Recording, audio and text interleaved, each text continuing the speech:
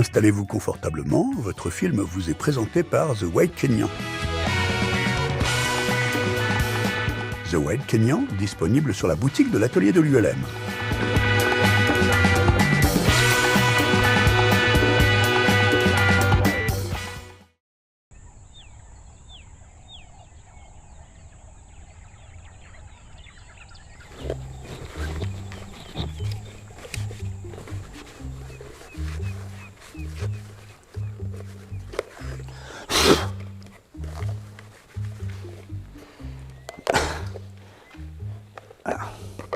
Et l'Arcam, c'est un appareil qui est fait pour voler où tu ne dois pas voler normalement. C'est un appareil qui est un bimoteur qui décolle à pleine charge sur un moteur, ce qui est rare sur les bimoteurs. Avec des densités altitudes qui sont souvent mortelles, hein, et avec du matériel, beaucoup de matériel à bord. Donc le poids, l'altitude, la densité altitude, un appareil comme ça, il fait fi de tout ça, quoi. C'est ça qui est extraordinaire. Comme il peut décoller à pleine charge sur un seul moteur, il tient en l'air, il rentre. D'ailleurs, sur le manuel de vol de l'Aircam, la panne moteur en vol n'est pas une situation d'urgence. Il dit, vous rentrez à la base, c'est tout. C'est un appareil qui est extraordinaire pour ça, quoi.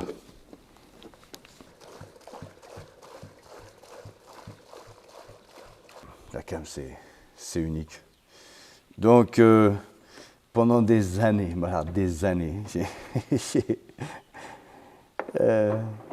je rêvais d'avoir un Aircam. Ouais. C'est pas fait tout seul, hein, mais bon, j'ai mis 10 ans.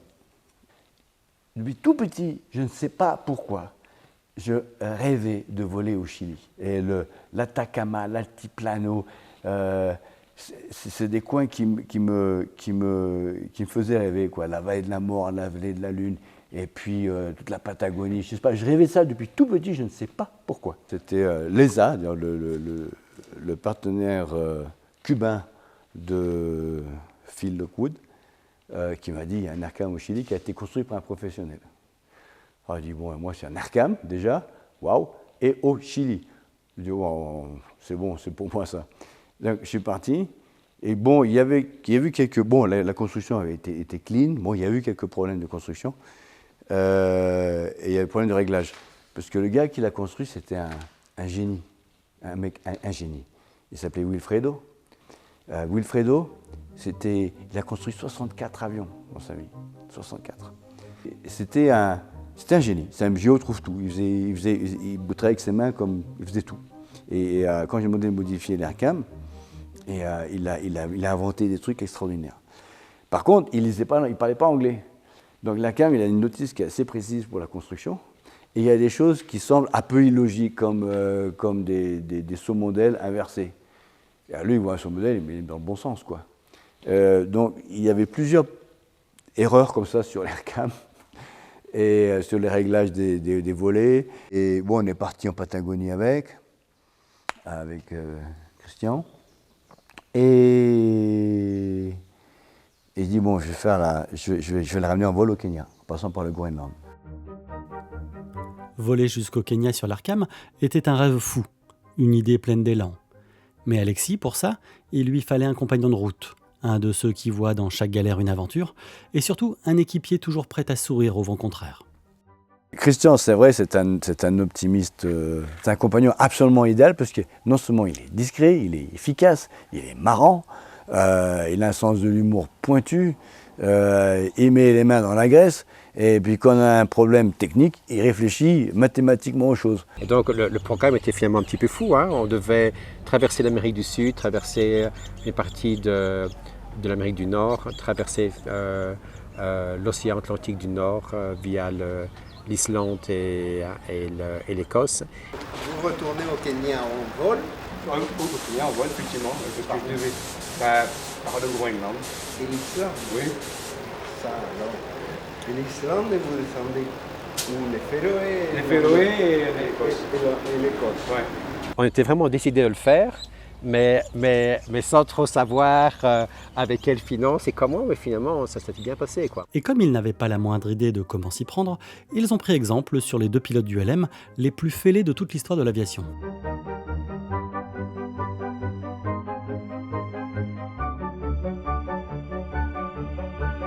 On était fous qu'un avion ouvert comme ça. Je dis, mais à côté d'Olivier Aubert, moi je suis en Ferrari. Olivier, ça a été mon mon aimant, mon magnet, mon pôle Nord, quoi. Même quand j'ai fait la traversée en Super Cub après, que je suis dans une situation difficile, que je dis, qu'est-ce que je fous là? Et puis je dis, mais imagine Olivier avec Mike, ils l'ont fait en pendulaire, donc j'ai rien à dire, quoi. Le grand départ était un petit peu avec quand même quelques questions marques. C'est le fait que l'appareil était super chargé. On était super chargé au niveau équipement, au niveau fuel. On était nous-mêmes à bord. Et je me souviens qu'au décalage, une des grosses questions, c'était est-ce qu'on va décoller ou pas, quoi. C'était déjà une des premières questions. Et finalement, ça s'est bien passé. Putain, ça vole. Et je suis à 5000 tours, hein, c'est tout. Hein. Je me rappelle, je ne sais plus si c'était qu'on est parti en Patagonie ou si on est parti pour le voyage. On ne voyait rien. Ben voilà.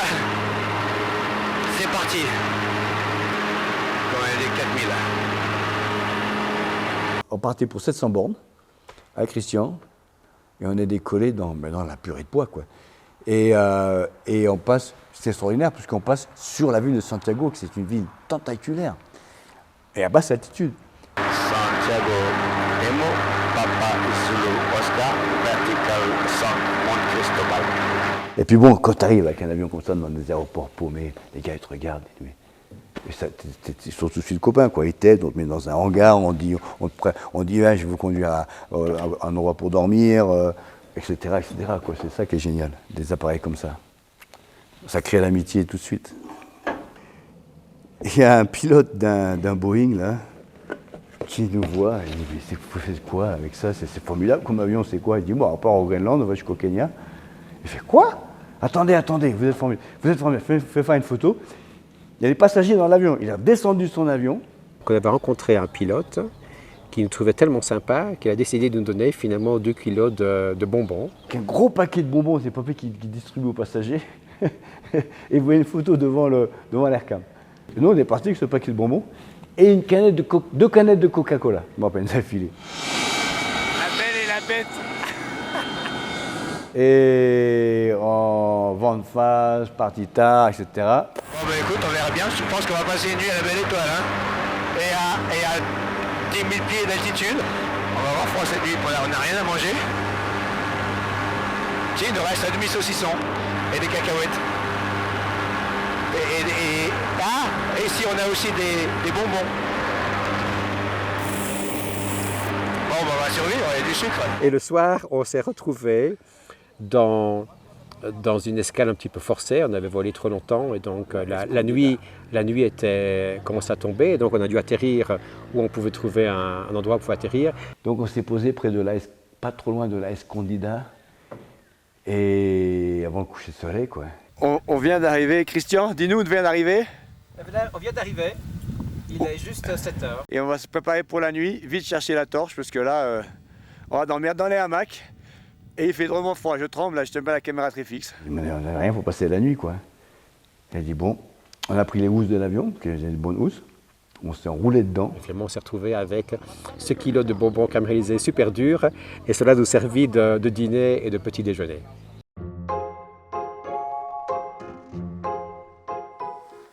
Voilà notre première nuit sous les étoiles. Petit déjeuner. On a droit À 250 grammes par personne.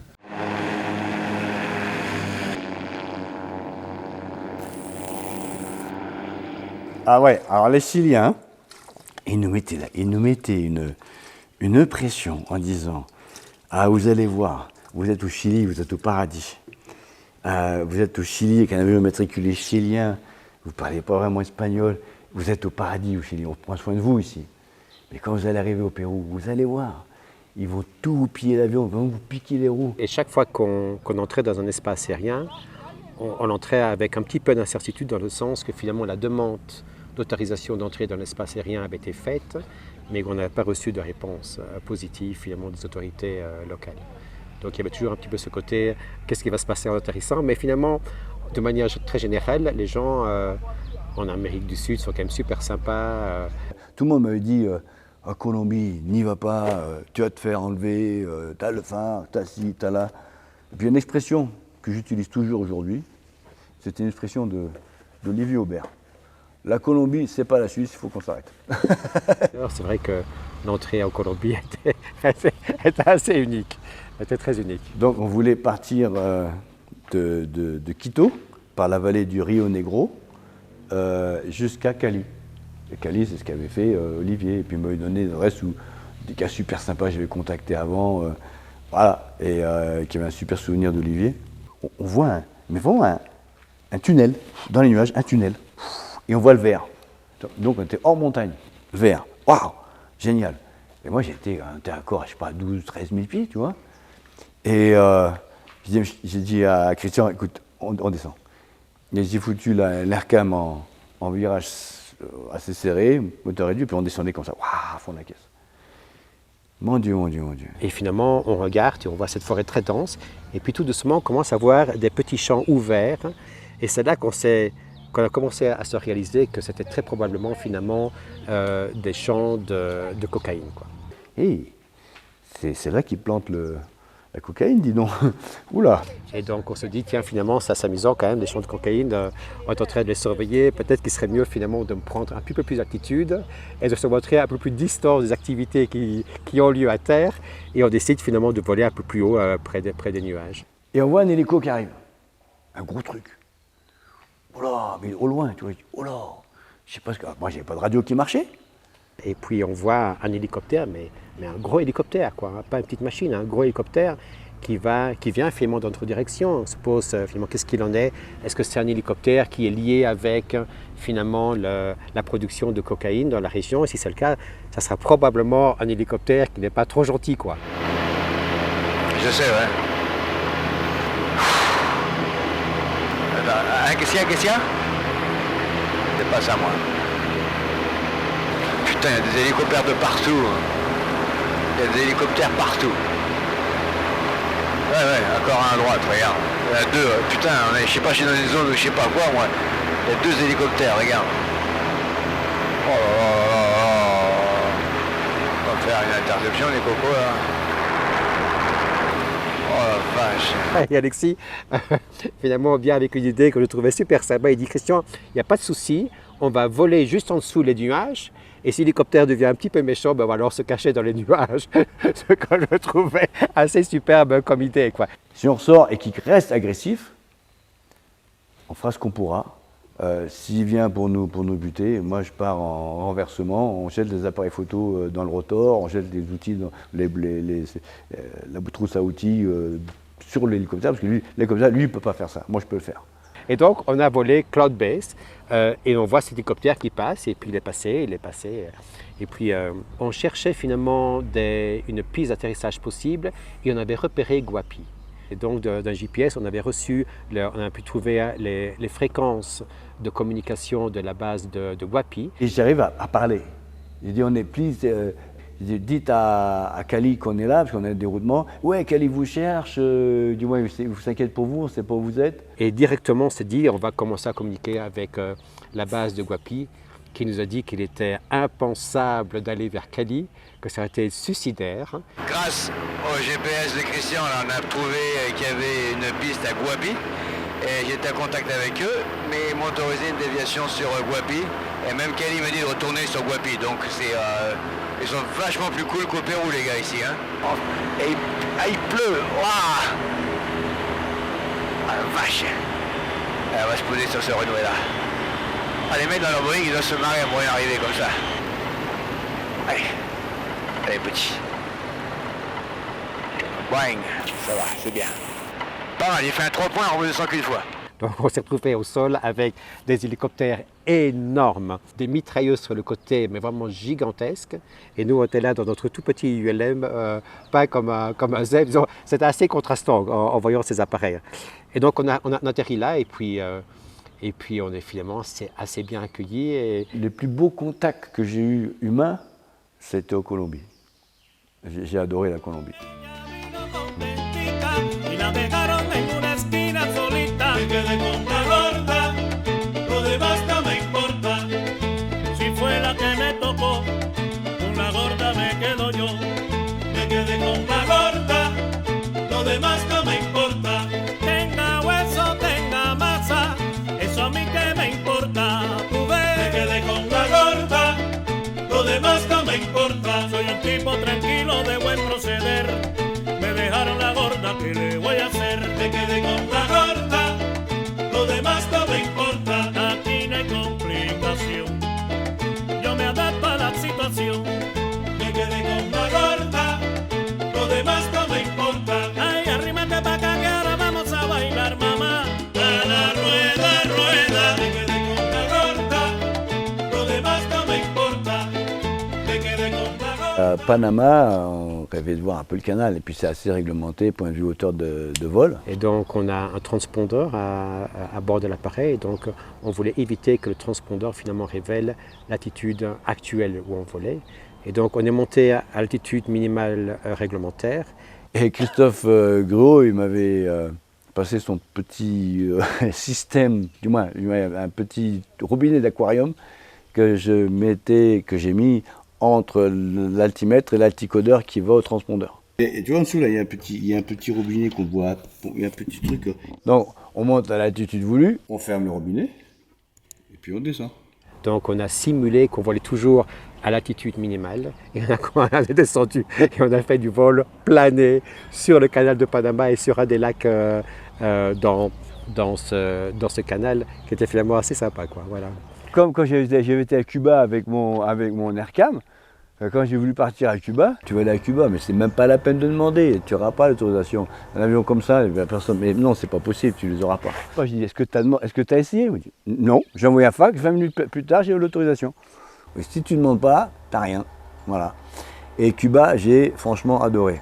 C'est un accueil policé mais courtois.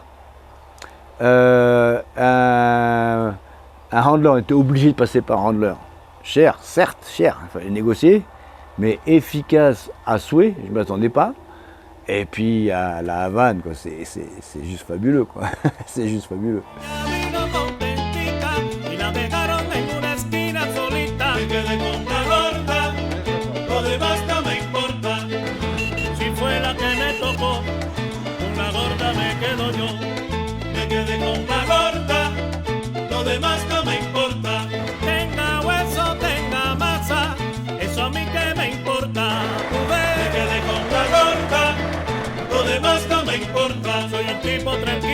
De Cuba, on a l'autorisation pour entrer aux États-Unis, on fait les plans de vol, etc. Cuba, Key West, c'est pas loin. J'avais toutes les autorisations pour rentrer aux États-Unis, sauf une, auquel je n'étais pas au courant, parce que les douanes aux États-Unis, il y a des peu de pays comme ça, mais il y en a.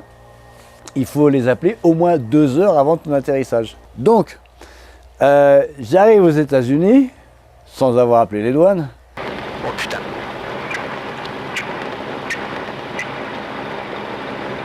Oh bah dis donc. J'ai le Cuba, ça se voit.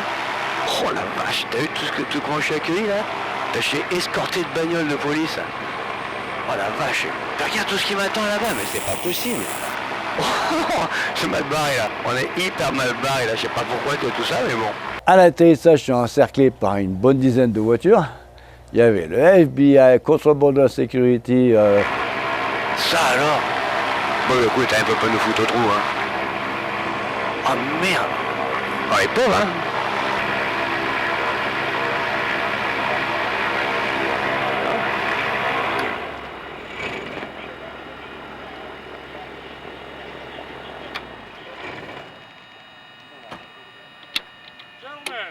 Hello. Sorry, I can't hear you. Speak English? J'ai tendu la main, le mec il m'a quand même serré la main. Hello, how are you? Good. What's your problem? Problem? You're landing here unauthorized.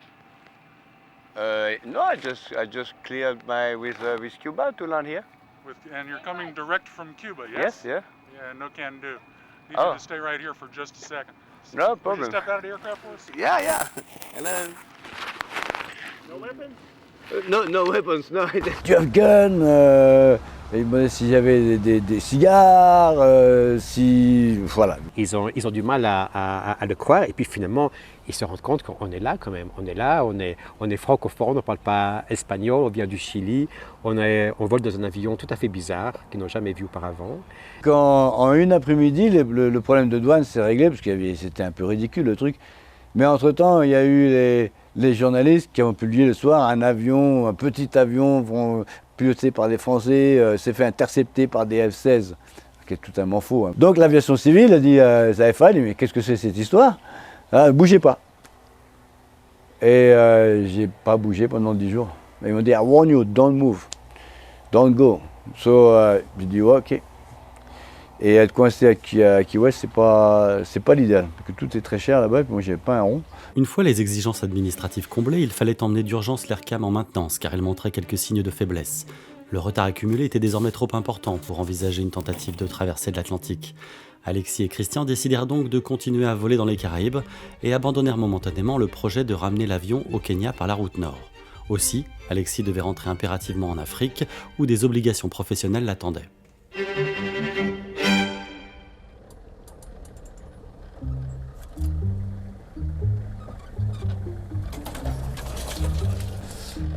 Je fais pas mal de convoyages d'avions, d'Europe en Afrique. C'est à 100% pour les ONG environnementales. Quelquefois, il y a des avions qu'ils achètent en France qu'il faut amener en Afrique. Comme les skippers pour les voiliers, ils peuvent devoir déplacer un avion pour l'un ou l'autre. Je fais souvent avec tout type d'avions légers l'Afrique de long, large et travers. L'Afrique, on oublie que c'est grand, l'Afrique.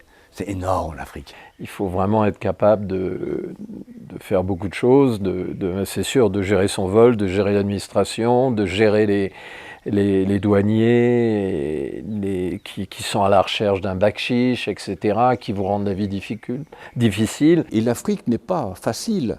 Quand tu arrives, quand tu ne connais pas l'Afrique, il faut comprendre aussi que ce n'est pas le même continent, c'est pas comme chez nous, tu ne vas pas dans un magasin et puis tu t'imposes et tu veux. L'Afrique, là-bas, tu palabres.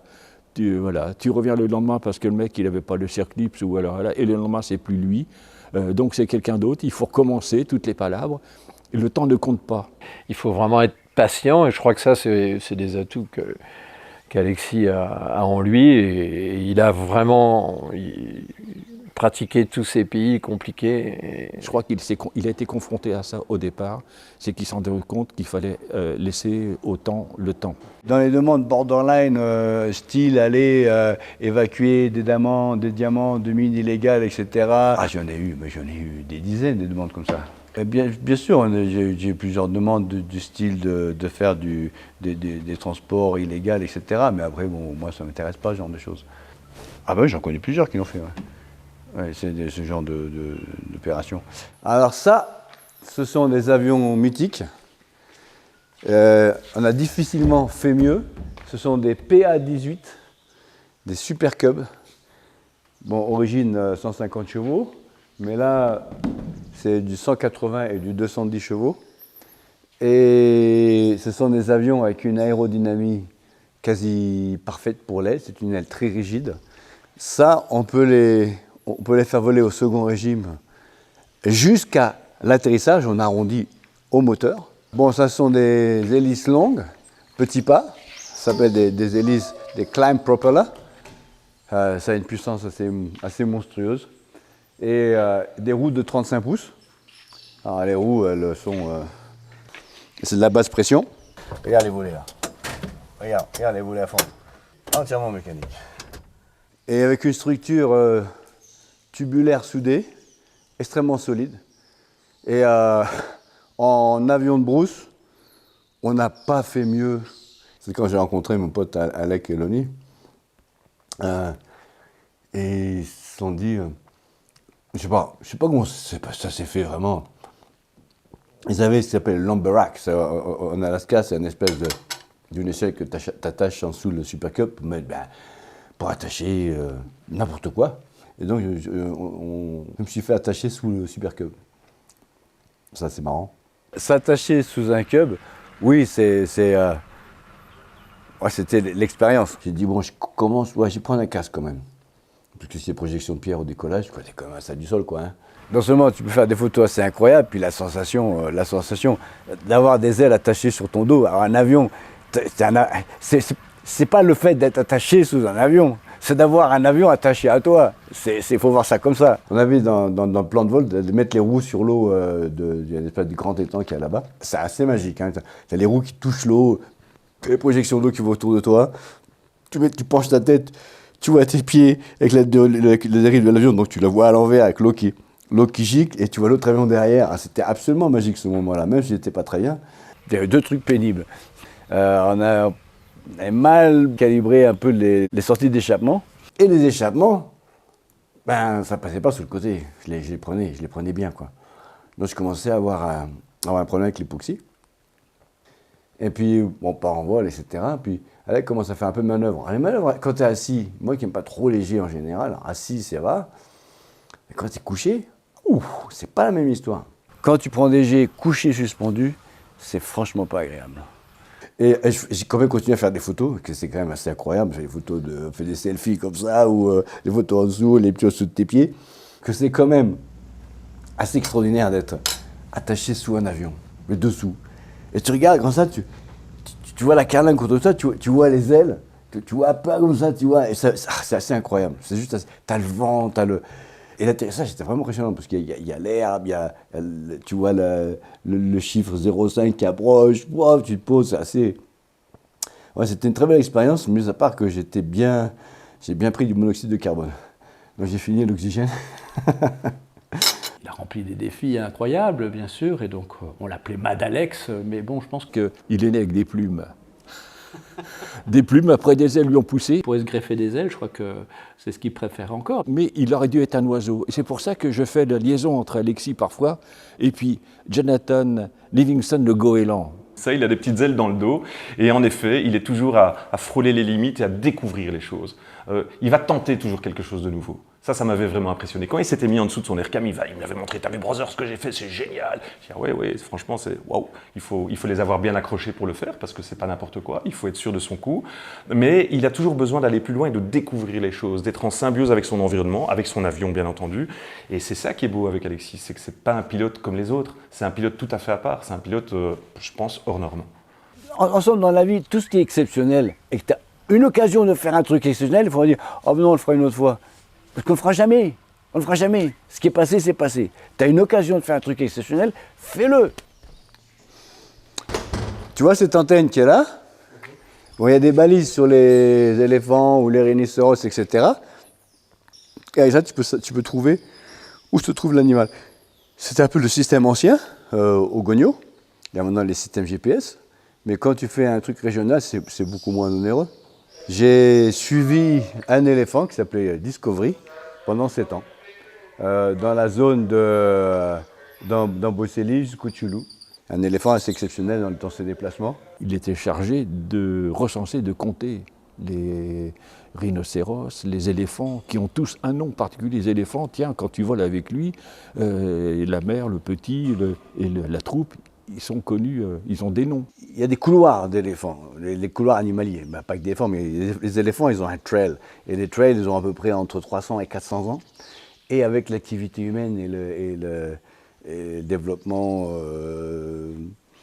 dû à l'humanité, les routes d'éléphants sont coupées, il y a des barrières, il y a des villages, et les éléphants essayent de passer dans leur route traditionnelle. En Amboseli, on a des éléphants qui ont des énormes défenses, sont des gros porteurs, avec tout un énorme projet qui a été fait, hein, de réapprendre aux éléphants les anciennes routes ancestrales qui avaient été coupées par les champs. En Amboseli, c'est assez ouvert, donc c'est un peu difficile quand même pour les gars, pour venir se planquer, tuer, partir. Donc ça n'a pas été trop impacté par les années noires du braconnage. Donc on a des porteurs énormes là-bas, mais qui sont coincés. Donc réapprendre certaines routes, qui ne prenaient plus depuis très longtemps. Donc ça passait dans des concessions de chasse en Tanzanie. Et les gars se sont dit, waouh, on a des gros porteurs de bosilic qui viennent chez nous, donc ils sont chez nous. Donc ils appelaient leurs clients. On a des gros porteurs qui arrivent, venez les buter. Ils nous ont buté 2 comme ça. Alors j'ai dit, là ça va pas du tout. On était fous de rage. Alors on faisait des passages déjà sur les bagnoles quand ils venaient faire leur repérage. Alors c'était les bras d'honneur, c'était les fusils qui brandissaient comme ça pour nous dire, ah, vous voulez jouer. Donc l'idée ça avait été de monter des roquettes, une roquette fumigène sur l'ULM, mais roquettes propulsives, on pouvait les tirer, et pour tirer sur les voitures de chasseurs. On a essayé, pour voir, mais c'était des problèmes de fixation, c'était trop dangereux, ça allait nous sauter à la gueule. Mais on a fait la démarche, et c'est ça qui est effrayant. Parce que là, si tu veux, la roquette rentre vraiment dans la voiture, tu tues quelqu'un, quoi. On se rend compte que quand on est vraiment convaincu de ce qu'on fait, on peut faire n'importe quoi. C'est ça le problème. Ouais. Ça. Un pare-balles. Ouais. Ça, c'est en lutte, quand on fait les luttes anti-braconnage, à l'époque où ça cartonnait pas mal. Mais surtout, pas sur le dos vraiment, tu t'assieds dessus. Ouais, du coup, ça sert à rien. Ouais. Bah, ça, les trucs, ça vient de dessous. Hein. Ah ouais.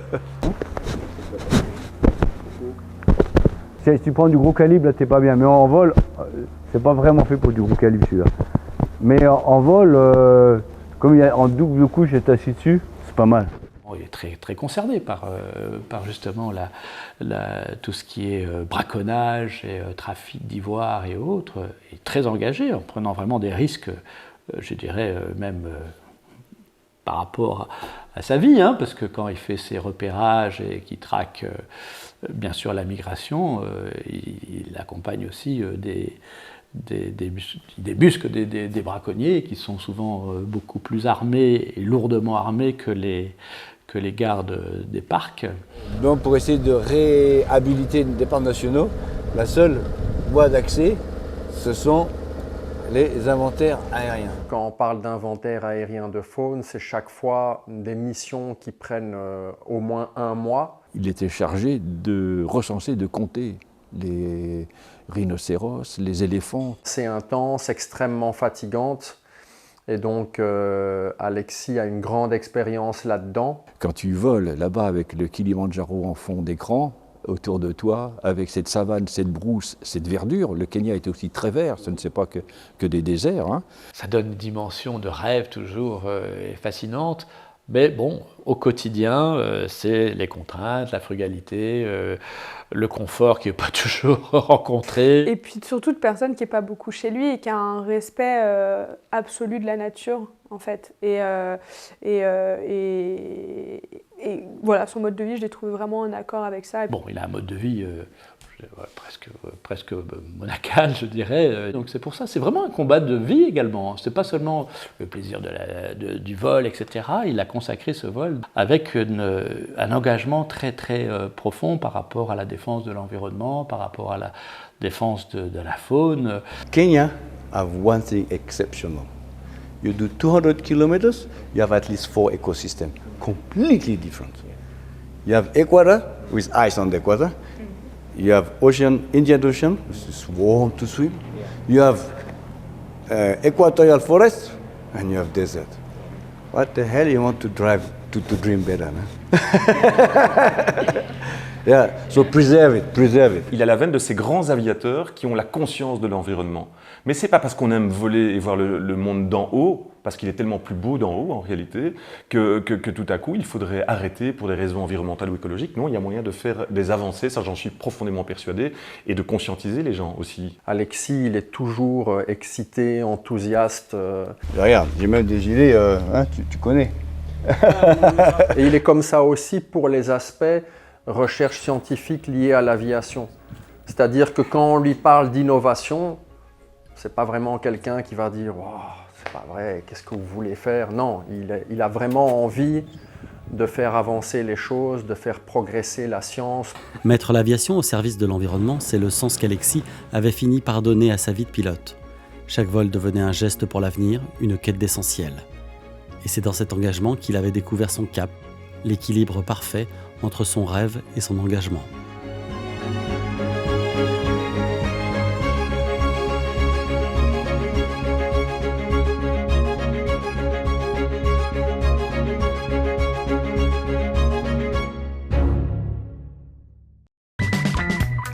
Le style d'un pilote, c'est le goût de l'essentiel. Un cuir authentique pensé pour le voyage, le sac d'Alexis accueille vos affaires de pilote et vos escapades d'aventurier. The Wild Kenyan, disponible sur la boutique de l'atelier de l'ULM.